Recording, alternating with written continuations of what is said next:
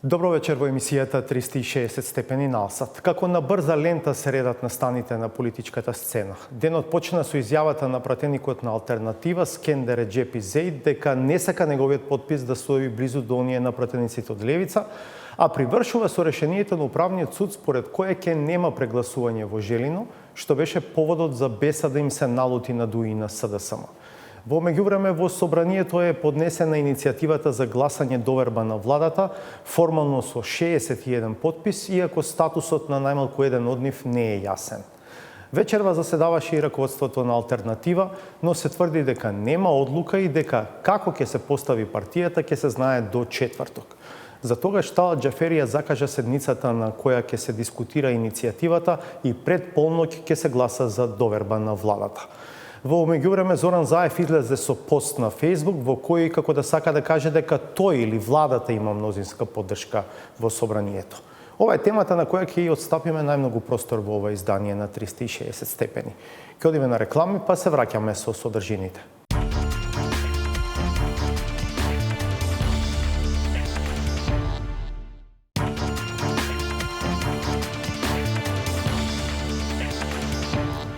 Има ли мнозинство во собранието за да и се изгласа недоверба на актуелната влада е прашањето на чиј одговор ќе почекаме до четврток пред полноќ, кога пратениците ќе се изјаснат за иницијативата што опозицијата ја достави денеска до парламентот. Неизвестноста надвиснува откако пратеникот на Алтернатива Скендер Реџепи денеска ги потврди медиумските пишувања од викендов дека се премислува. Во изјава за Алсат Зеид вели дека кога се потпишувал на иницијативата не му било речено оти таму ќе бидат и подписите на Левица. Од ВМРО ДПМН пак се убедени дека пратеникот од Алтернатива ќе гласа за уривање на владата. Ние високо ја цениме работата на пратеникот Скендер Реџепи. Сметаме дека се работи за честен човек, за наш пријател, за човек со кој што соработуваме. Мислам дека неговата изјава беше јасна и не треба да се вади од контекст, а тоа е дека тој ќе поддржи недоверба на владата, односно нема да продолжи владата СДСМ ДУИ да продолжи да функционира. Во однос на составување на нова влада или евентуални брзи предвремени избори, тоа е нешто што ќе го разговараме после четврток.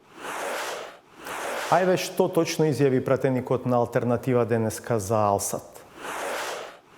Gjithë deputet kemi qenë të bindur që e majta nuk nënshkruan. Marrëveshja ishte që do nënshkruaj LDP-ja, Besa, VMRO-ja dhe ne.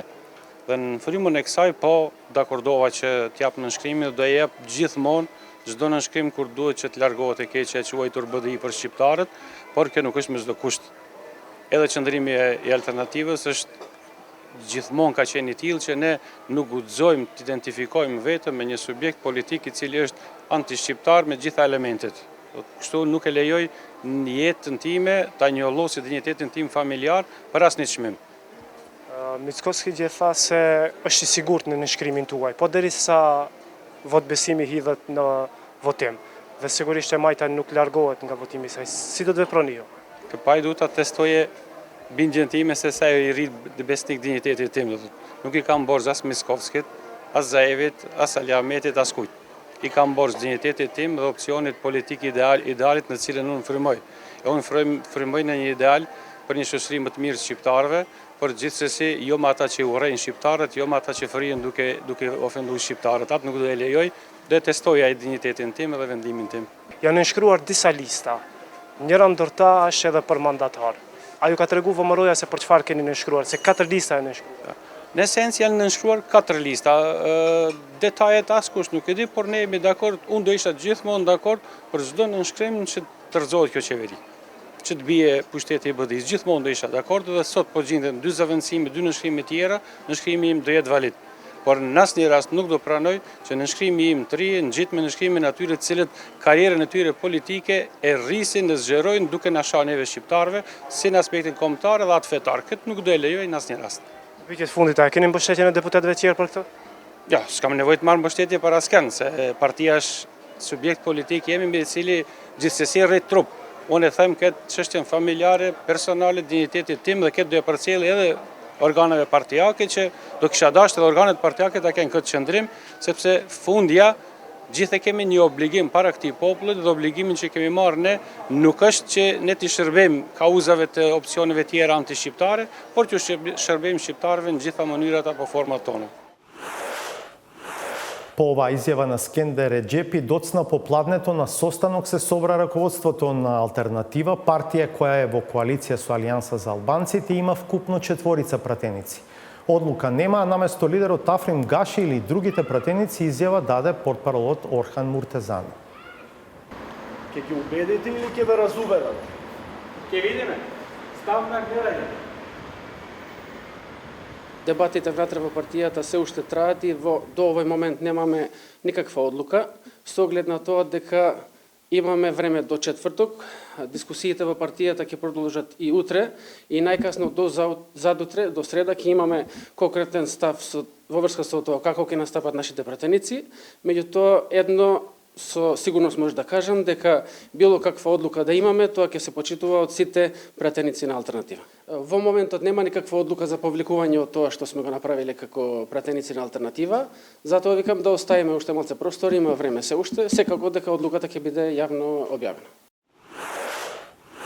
Од Либерално-демократската партија, чии двајца пратеници наводно се споменувале како потенцијални потписници на опозицијската иницијатива за гласање недоверба на кабинетот на Заев, тврдат дека никој не им го понудил тоа, ниту планираат да гласаат против владата во која седи и нивниот лидер Горан Милевски. Чистиве прашања веќе се шпекулираат уште од петокот. Ние кажавме веќе во една изјава дека чувме дека се собираат такви потписи, меѓутоа никој до нас немаше пристапено да ние се потпишеме на таа иницијатива. Исто така во неколку изјави веќе кажуваме дека и да дојде до нас таа иницијатива, дека истата нема да ја потпишеме и доколку биде поднесена во рамки на собранието, ние истата нема да ја поддржиме. Дали ова што го кажувате е и став на вашиот колега од ЛДП, вториот пратеник на ЛДП, Бобан Мојсовски? Апсолутно, затоа што ЛДП е партија која што функционира врз основа на принципи, која што има своја организациона структура и која што нормално е во постојана координација меѓу раководството и е единствена во ставовите. Ние не можеме да поддржиме нешто, односно нели се споменува недоверба на владата, не можеме да поддржиме недоверба на влада во која што седи самиот председател на партијата. Што мислите како треба да се продолжи понатаму? Сметам дека треба малце повеќе да имаме трпение. Значи, периодов на вистина треба сите да се воздржат од било какви шпекулации или изјави, затоа што е многу рано да прејудицираме што и како ќе се случува. Она што е сигурно е дека ЛДП секогаш делува врз основа на своите програмски определби и дека делува во согласно со интересот на граѓаните и државните интереси и не би превземала некои действија кои би ја загрозиле европската перспектива или стратешките цели на државата. Ви благодарам за разговора. Ви благодарам. Најновиот развој на настаните го анализираме со Сефер Селими. Добро вечер, добре дојде. Добро вечер. Сакам да ве прашам, како разбирате изјавата на портпаролот на Алтернатива од вечерва по состанокот на нивното раководство, во која вели дека одлука вечерва нема, ќе има во следните денови за тоа како партијата ќе се постави во пресред на седницата в четврток? Добро, ние сме веќе сведоци на многу интересни случувања и многу динамична политичка сцена, што работиве се извртуваат од час на час и не можеме да предвидуваме, ниту да може би погодуваме што би сакал да кажува портпаролот. Меѓутоа, тоа што оставува впечаток е дека една партија која со своите 4 пратеници има подпишано дека стои зад условно кажано, уривање на ова влада од СДСМ и ДУИ, сега излегува со став дека нема став. Тоа остава простор каде што може да се подразбира дека внатре во партијата се прават калкулации и тие калкулации значат дека оние немат дефинитивен став. Дали ќе идат на гласање на недоверба на оваа влада или ако веќе не гласаат за недоверба, тогаш дали можеби ќе влезат во преговори за влез во некакво мнозинство со СДСМ и ДУИ? Па тоа е логично, може да се свати од ова кратка изјава од нивниот портпарол, иако цело време се шпекулираше дека зад кулисно се оговараат и преговараат секакви коалиции со секакви елементи и од позицијата и од позицијата, така да засега сме во тарантинско сценарио со Макијавели како пишувач на сценарио. Дали тука би ја сместиле и одлуката на управниот суд од вечерва, со која што практично се преиначува одлуката на ДИК, во Желино нема прегласување, победник е кандидатот на БЕСА, а токму тоа беше поводот за генералниот секретар Хоџа да каже дека Желино може да урне една влада, а потоа видовме тоа доведе и до потпишување на нивните пратеници на иницијативата за гласање недоверба. Па сега ќе треба да видиме дали едно Желино може да урива една влада или да смени коалицијски партнери во таа влада и дали таа еуфорија од некаква победа од страна на БЕСА и во Тетово и во Желино и некаков раст на гласачкото тело ќе се претвори во пресудна грешка за БЕСА да останува надвор од ова политичка влада и неговото место да го зазема нивниот најголем опонент, алтернатива, со кој имаат најголемо непријателство, условно кажено, во политичката сцена. Дали ова што го зборувате значи дека не и давате шанса на иницијативата в четврток да успее? Сите опции се на маса, не се исклучуваат, но кој ќе успее, уствари кој нема да успее ќе ја плати најголемата цена од нивното вложување. Ако ги следиме настаните поред, можеме да гледаме дека, например, во целата ова слика го немаме Зијадин Села. И цело време овие преговори ги води, например, Арбен Таравари од страна на Алијанса за албанците и Алтернатива. И тоа подразбира, ако победува ова опција, Арбен Таравари е де факто председател на Алијанса за албанците. Ако не, од друга страна, он политички ќе го снема или ќе ја плати таа политичка цена за влогот што го персоналниот влог што го направи. Меѓутоа, сепак мислам дека во долгорочна перспектива сите овие случувања се на еден вид уште едно вложување од политичките партии во недовербата од граѓаните кон нив. А недовербата кон политичките партии подразбира недоверба кон државата и државните институции и тоа е една многу опасна спирала што го минира демократското владење во едно општество. Каде ја гледате улогата на ДУИ во сето ова? Ја мислам дека како и секогаш оние успеа да извлечат излезни сценарија од каде на секој поглед ќе излегуваат победници со поголема или поголема маржа на придобивка. И тоа го викам дека ако оние успеат да остануваат во влада, тоа подразбира дека целиот овој влог, целата амнестија што им ја направи опозицијата, албанската опозиција на ВМРО ДПМНЕ, ќе го амнестира и нивното владење заедно со ВМРО ДПМНЕ во 10 години наназад. Што подразбира дека веќе во картите на игра на албанската опозиција оние нема да може да го критикуваат ДУИ за нивното владење со ВМРО ДПМНЕ. Од друга страна, ако излегува во опозиција, оние имат градено веќе еден наратив, каде што албанската опозиција на некој начин, на многу наивен начин, им даде големо значење на левица и ги направи нив како kingmakers во можно ново парламентарно мнозинство, што тоа ќе биде искористено од страна на ДУИ да го зголеми нивната поддршка, од друга страна да ги придобива и гласовите на доста еден голем дел од албанците во Северна И за Македонија. крај, ако проценувате во овој момент, дали сме поблиску до решение со политичка влада која ќе продолжи да владе во следните година-две, може би до редовните избори, или до брзи парламентарни избори, што би рекле?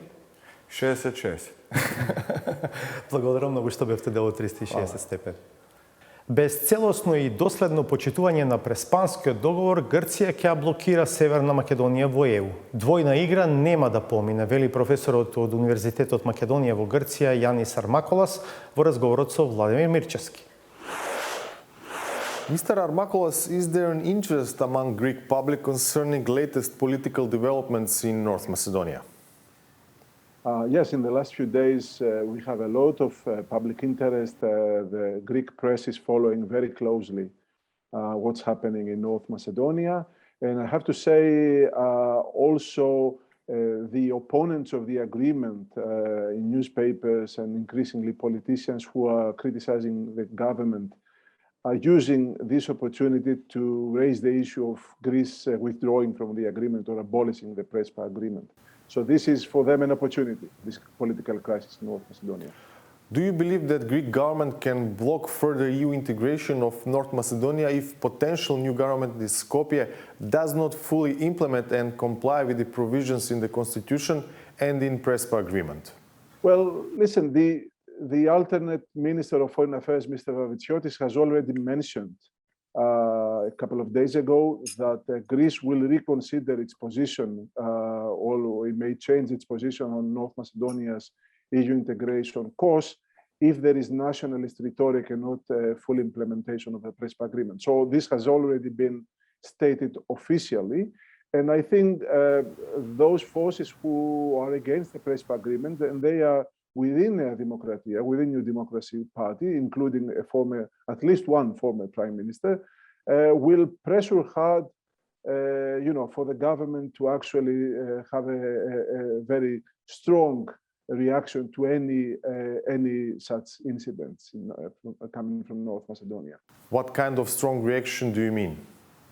Well, I mean, by strong reaction, I mean, at the very least, not being so friendly to North Macedonia and not being supportive of the EU accession process. But as I have already mentioned, there is a constituency within Nea Demokratia that would like to see the entire agreement being abolished and all the commitments that come with it. Leader of VMRO DPMNE Christian Mickoski in his latest interview stated that he will not repeat the adjective as often as Zoran Zaev did, meaning North Macedonia, while at the same time saying that Prespa agreement is reality. If this is the approach of Mickoski as a possible future prime minister, will Athens consider it as sufficient? It's a pity that we're having this interview today because I think this statement by Mr. Mickoski will be in the Greek newspapers tomorrow. And certainly will not be very well received because essentially what Mr. Mickoski is implying is a kind of double talk that they will try to implement the agreement or respect the agreement, but not using the new name North Macedonia. I think the Greek side has made it very clear that when they say respect the agreement, they mean use of the new name North Macedonia rather than just Macedonia. And I think as soon as they see top politicians in the country, prime minister and ministers using Macedonia instead of North Macedonia, they will immediately react. I think we will go back to very bad temper between the two countries and other consequences that I have mentioned earlier. So I don't think this is an option. I think any government in Skopje, if they want to continue building good relations with Greece and having Greece's support to the EU integration process, they need to fully respect the Prespa agreement, including the use of the new constitutional name North Macedonia. Thank you very much for this interview. Партнерството на БЕСА со ВМРО ДПМН е на централно ниво веќе има потврда на локално, со речиси известната коалиција во Советот на Тетово по соработката за победата на Билел Касами. Сепак равенката до мнозинство не е толку едноставна, слично како и во Центар и во Куманово. Петар Кенчарски. Со вториот круг на локалните избори, општините Куманово, Тетово и Центар добија градоначалници. Но во пракса, приказната не е завршена. Што ако Максим Димитриевски, Билјалка Сами и Горан Герасимовски станаа градоначалници, ако не обезбедат мнозинство во советите? А советите во Куманово, Тетово и Центар се толку шаренолики што ќе биде потребна не само голема преговарачка умешност, туку и замижување пред некои принципи за да се состави мнозинство, но и да се одржи 4 години. Во Куманово најмногу советници освои СДСМ 10, па независната листа зад која стои новостариот градоначалник Максим Димитриевски за наше Куманово со 8 места. ВМРО ДПМН освои 7 мандати, ДУИ 4, коалицијата Алијанса за албанците Алтернатива 2, а Левица и Беса по 1 советник. За мнозинство во Куманово се потребни најмалку 17 од вкупно 33 советници. Владеачките партии СДСМ и ДУИ заедно имаат 14, а и тешко е да се надеваат или да имаат амбиција за поддршка од друга листа. Единствената логична комбинација е листата зад која стои Максим Димитриевски да коалицира со довчерашниот ривал ВМРО ДПМН и со барем уште една партија. Димитриевски не крие дека преговара со ВМРО ДПМН, па го прашавме колку би била здрава соработката со таа партија, кога, например, токму тој беше еден од жртвите на настаните од 27 април во собранието. Ниту во еден момент не ги нарушив принципите, а бев сведок како тоа се аболицира или амнестира луѓе делумно од политичкиот свет, а не сите, бидејќи немаше да имам против доколку беа амнестирани сите. Едноставно, православието учи на прошка, но од друга страна бевме сведоци на многу непринципиалности во минатото од страна на носителите на највисоките државни функции, зашто тогаш тие правила и таквите прашања не ги поставувавме директно на нив, а денеска, кога јас сум кандидат на граѓаните, за мене е проблем да правам било какви коалиции кои што за некого се непринципиални. Моите идеолошки определби се едно, но сепак мора да ја следам заложбата и волјата на граѓаните на општина Куманово. Симпатиите или прагмата се чини дека се двострани. И советниците од ВМРО ДПМН немаат ништо против да коалицираат со советниците на довчерашниот противник Димитриевски. Нема ништо непринципиелно велат, бидејќи главен бил интересот на граѓаните.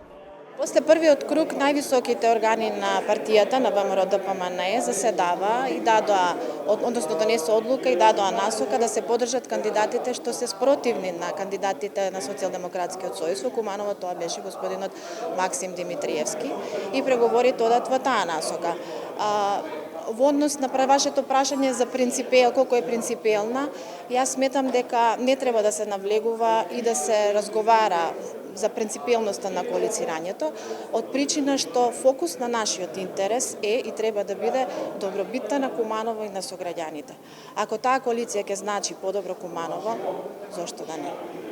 И да коалицираат листата на Максим Димитриевски и ВМРО ДПМН, сепак ќе им недостасуваат 2 советника за мнозинство. Најлогична е опцијата тоа да бидат двајцата на Алијанса за албанците Алтернатива, но од оваа коалиција ни изјавија дека се уште е рано да се говори за мнозинство во Советот. Теоретски, мнозинство би имало иако во локалната коалиција влезат советникот на Беса и на Левица, но прашање е како ќе кохабитираат. Тетово е уште една општина во која ќе треба под тепих да се стават многу ривалства во име на мнозинството наклонето на новиот градоначалник Билјалка Сами од Беса. Таму, дури 7 листи освоија места во Општинскиот совет. Најмногу советници освои ДУИ 10, па Беса 8, ВМРО ДПМН 4 и Алијанса за албанците и Алтернатива 3.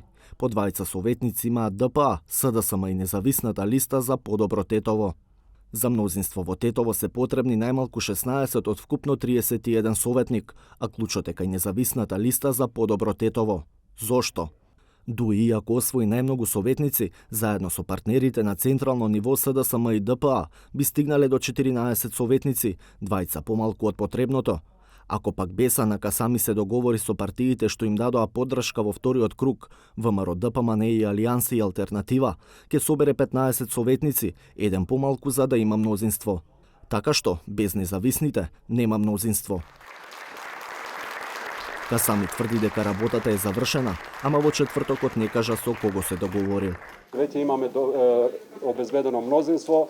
Јас имам кажано дека моја заложба ќе биде сите советници во Советот да бидат на страната на реализација на проектите и се надевам ќе имам разбирање на нивно разбирање за тоа што сите сме представници на граѓаните и јас ќе бидам на служба на граѓаните, се надевам сите советници ќе бидат на служба на граѓаните. Со сите советници во општинската администрација. За нас е многу важно тие се представници на народот. Се јавивме во Алијанса за албанците Алтернатива, но оттаму не сакаа да го коментираат мнозинството за кое говореше Касами. Од клучната, независната за подобро Тетово, вела дека засега никој не ги побарал за преговори. Немаме никакви приговори со никој од политичките партии или другите екипи што се во Советот. Секој договор или дополнителни разговори ние бараме од нивна страна да се спроведат само исклучиво писмено и ние Советот и мнозинството ќе видиме, ќе го направиме внатре во, ако има потреба, внатре во Советот, не надвор од тие врати. Единствени што потврдија преговори за мнозинство се од ВМРО ДПМНЕ. Не само што вела дека очекуваат наскоро да се официализира соработката со БЕСА, туку и дека во тоа мнозинство ќе влезат и независните, а не и исклучено и СДСМ.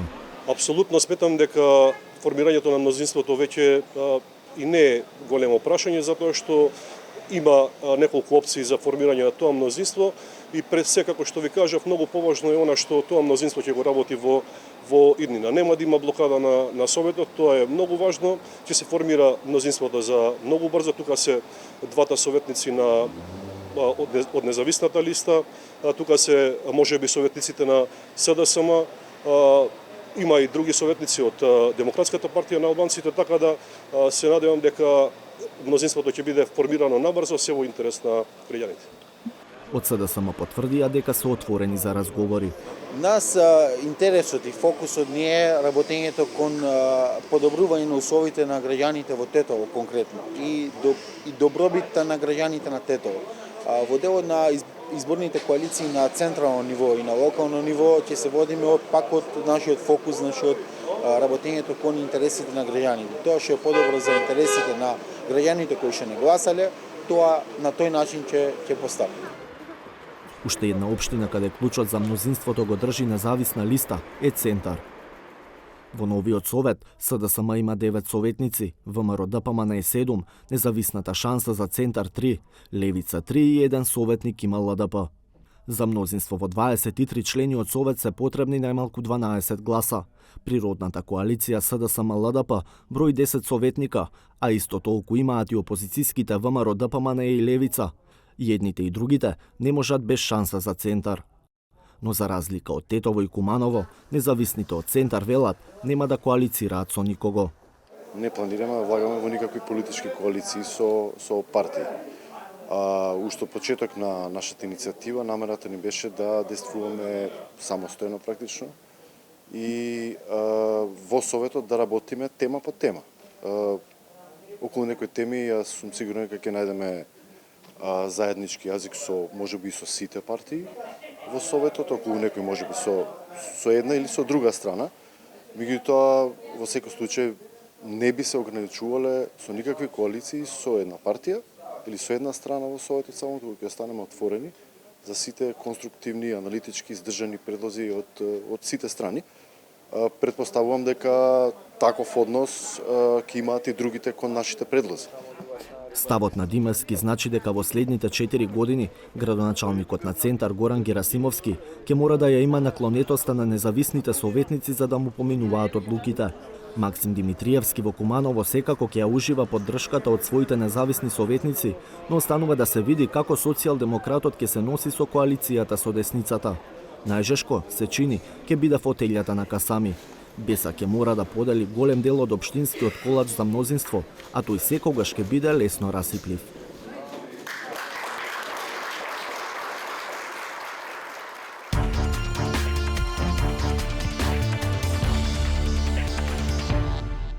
Во ова магазинско издание на 360 степени правиме делумен отклон од доминантната тема со историски преглед на борбата против корупцијата и криминалот од независноста до денес. Славица Филиповска.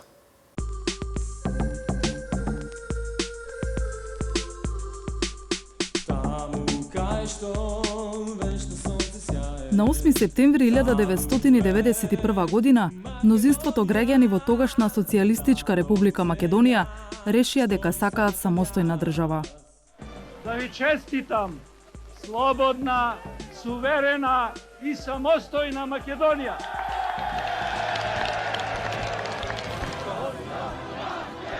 Напуштањето на Југословенската федерација значеше напуштање на политичкиот и економскиот модел. Предизвикот им беше јасен на сите уште при прогласувањето на Уставот во ноември истата година.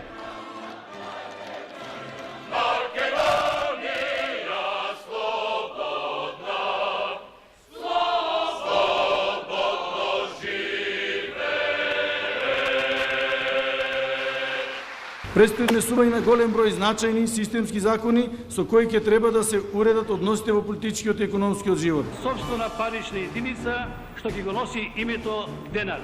Следната година новата држава доби сопствени пари, што беше најава за најголемата економска реформа – трансформација на дотогашните државни фирми во приватни. Тогашната власт избра модел на приватизација според кој капиталот на државните фирми имаа право да го купат само вработените во тие фирми, но предност им беше дадена на директорите и раководните органи. Целта на приватизацијата не беше да биде праведна, туку она што ќе прилезе е поефикасна економија. Она што останува спорно кај луѓето е дали можеби моделот на приватизација што се примени кај нас беше неправеден. Немој да мисли дека во други држави кога се примени нешто поразличен модел, граѓаните се позадоволни. Нема држава во која граѓаните се задоволни од приватизацијата. Процесот што го спроведуваше Агенцијата за приватизација брзо го доби епитетот криминален. Многу работници останаа на улица, додека до вчерашни директори преку ноќ станаа газди на гиганти. Единствената одговорност досега е морална, а и таа дојде 3 децении подоцна од тогашниот премиер. И за успесите кои беа постигнати, но уште повеќе и за грешките кои беа направени во периодот додека бев премиер, носам целосна одговорност. Професорот Ванчо Зунов смета дека најголемото потфрлање сепак е кај правосудните органи. Све се пренесе во една агенција за приватизација, ама не може една институција. Една институција ништо не значи. Требаше обвинителство не се појави у текот на приватизацијата, кој институција. Судовите од 98 натака 2000 година после се појавија како дел од институции кои што се бават и со проблеми од приватизација. Претходно каде бе? Апсолутно никој ништо. Све беше останало, агенцијата си знае. Тоа беше микси во главите на луѓето дали ова уште социјализам или некој друг систем ова. Во целата смисла. А процесот мораше веднаш да се изведува. Тие што беа доволно безобразни да искористат нешто, искористија. Илјадници луѓе беа жртви на моделот на приватизација, па лесно се фатија на јадицата за штедење со големи камати.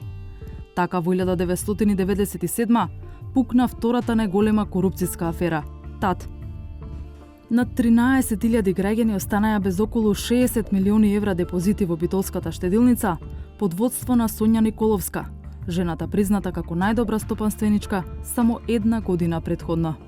Без обзир тоа што гувернерот донесе предлог за стечај, јас ве убедувам и ве уверувам дека се уште има шанси за ТАТ. Се уште е жива приказната дека министер во тренерки изнесувал црни вреќи од штедилницата. Неговото име никогаш не се дозна. Тие што треба да го кажат и што се повикани да зборуваат на таа тема, до сега требаше не само да го кажат, него и да го процесуираат. Тоа беше во функција на падот на владата на Црвенковски, меѓутоа, знаете што, од шумата, од дрвата не ја видовме шумата како општество. Значи, едно е да падне влада, друго е дали ќе се открие криминалот. Јас денеска тврдам дека криминалот околу аферата ТАТ никад не е процесуиран. Иако аферата како криминал е откриена. Обвинетата Сонја Николовска на единствена казна затвор во трајање од 8 години. Собственичката на ТАТ беше осудена, но немаше одговорност кај финансиските институции или политичките функционери. Ударот од финансискиот грабеж од битолскиот регион се прелеа низ цела држава.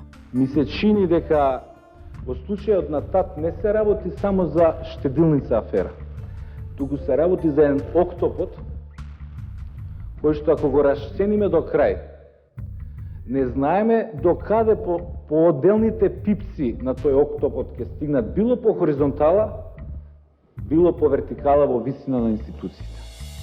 Борбата на штедачите од ТАТ трае до денес, а никогаш не се стигна до пипците на октоподот, за кој тогашниот премиер зборуваше во собранието. За жал тоа беше говор кој беше предизборен говор, да се спаси нешто што може да се спаси за изборите што следуваа во 98 година, као што знаеме сите, тоа не му успеа, како што не му успеа ни борбата против организираниот криминал и корупцијата во годините потоа. 98 година владата на Црвенковски беше заменета со владата на Љупчо Ѓоргиевски. ВМРО ДПМН по прв пат дојде во независна Македонија во ефективна власт. Не видовме дека се сменија работите, напротив, тие криминалите, организираниот криминал и корупцијата се продлабочи со владењето на Љупчо Ѓоргиевски и со владите потоа во годините што предстојат.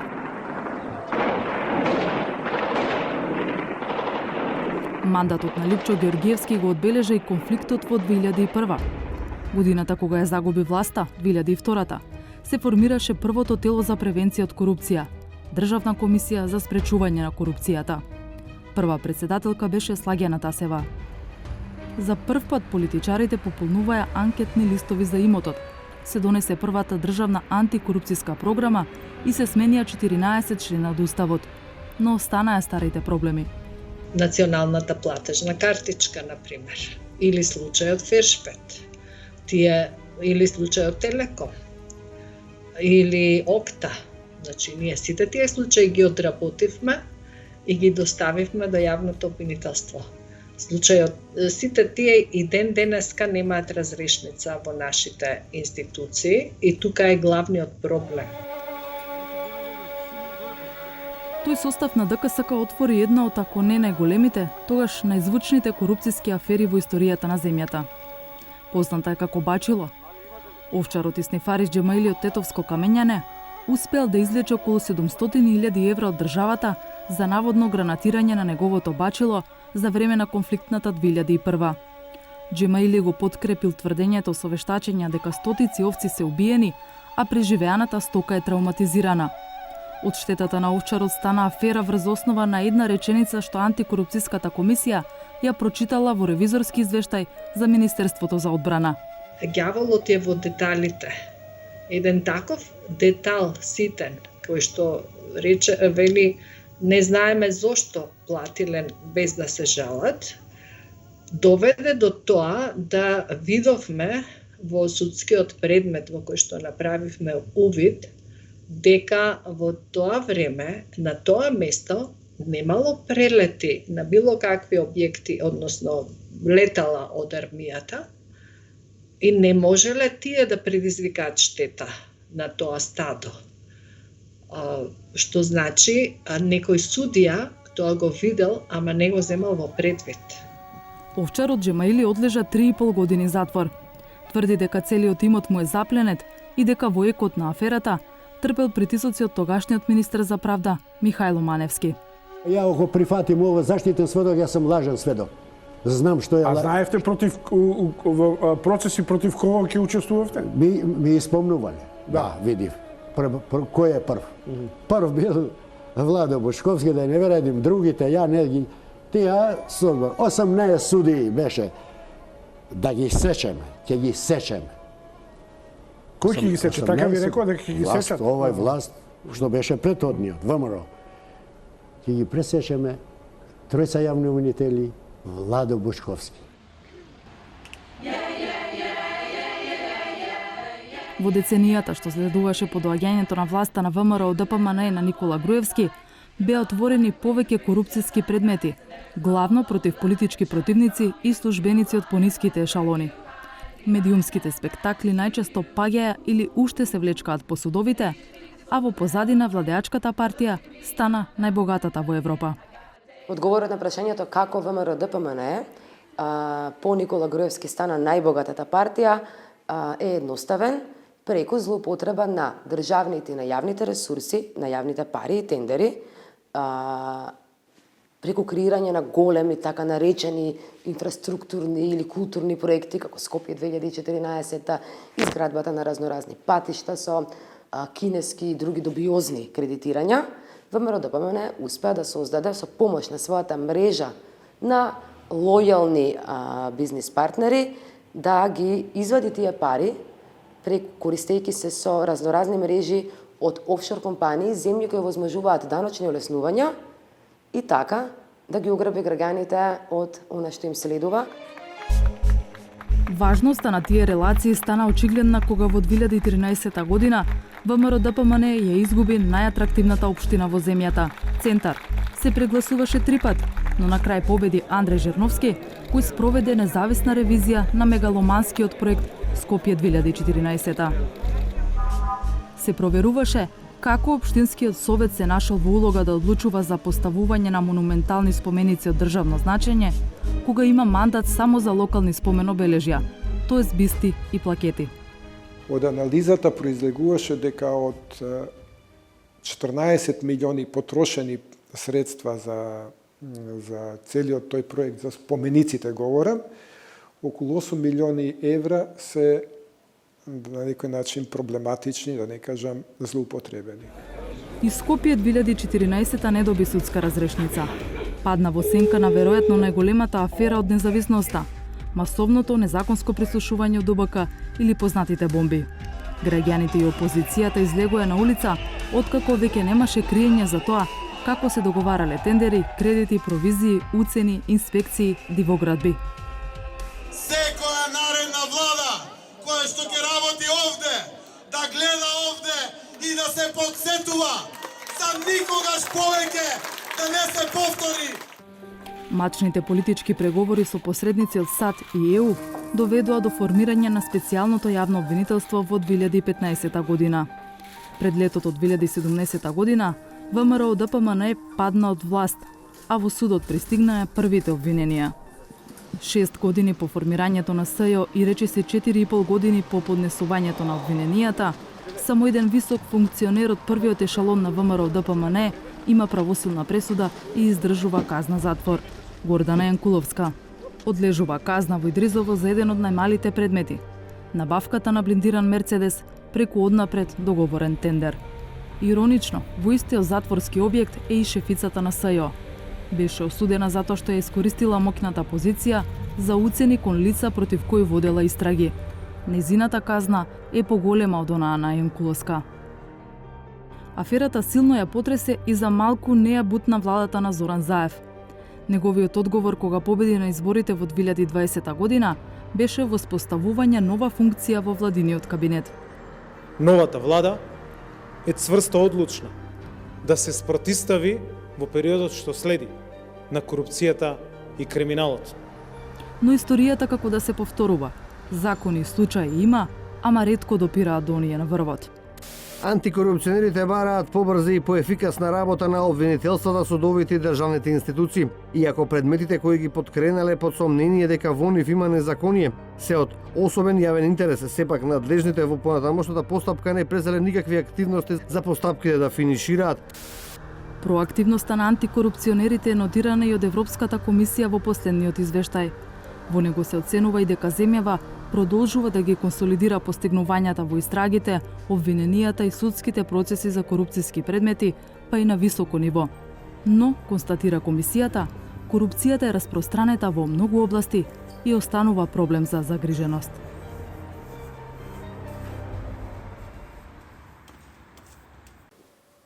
Следуваат уште едни реклами, па саботажа.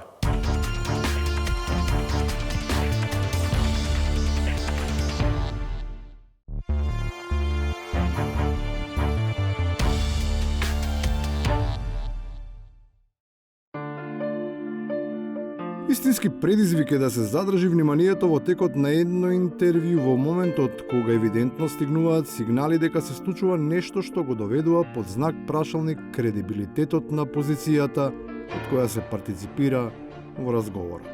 Кои се вашите информации, дали ова е вашето последно интервју како министер за економија и дел од владеачкото мнозинство? Значи, јас немам такви информации, пошто сум тука во студио. Нервозно време, другарче, нервозно време многу.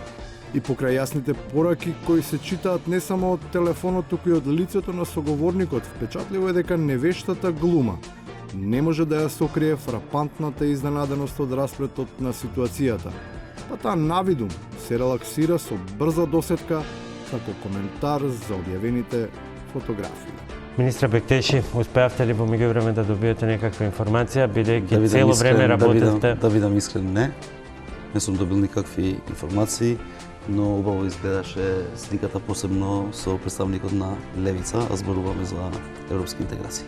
Нервозно време, другарче, нервозно време многу. Токму европските интеграции се апострофираат како една од причините за заплетот, бидејќи предолгото чекање да се крене рампата создава недоумици околу нивната исправност, со оглед дека наместо оптоварување со политика и историја, неопходен е продор на економијата, за која не постојат ограничувања и култови на личноста. Али бизнисмениве не сваќаат што е работа.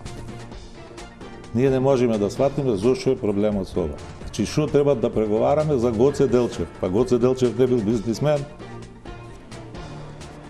Зошто да преговарат за Гоце Делчев? Нервозно време, другарче, нервозно време многу.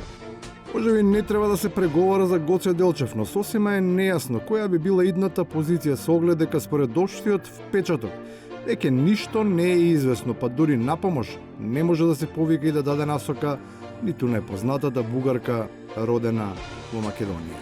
Требаме да чекаме до утре и да видиме како ќе се движат работиве, пошто имаме пресвртна ситуација од час на час и некако ова личи дека ни баба Ванга не би можело да предвидува што може да се случи до утре. Нервозно време, другарче, нервозно време многу. И на крајот, и покрај отсуството на реална прогноза, треба секогаш да се има предвид улогата на потпишаните писма на намери, листи на желби и декларации, со кои на прв поглед се добива впечаток дека се цврсти докази за нечија посветеност кон одредени процеси.